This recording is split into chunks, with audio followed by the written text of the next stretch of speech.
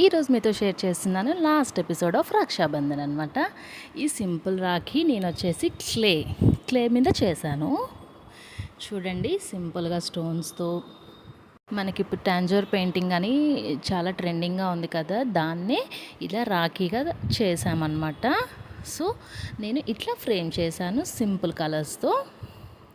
And లాస్ట్లో కింద thread మీద స్టిక్ చేసేసాను అనమాట. చూడండి, final output of the Rakhi ఎలా ఉంది. ఈజీగా అయిపోతుంది. 10 మినిట్స్లో తప్పకుండా ట్రై చేయండి. ఇది రాఖీ హోల్ అవుట్పుట్ అనమాట. నెక్స్ట్ ఒక చిన్న డిఐవై అనుకోండి, రక్షాబంధన్ డిఐవై.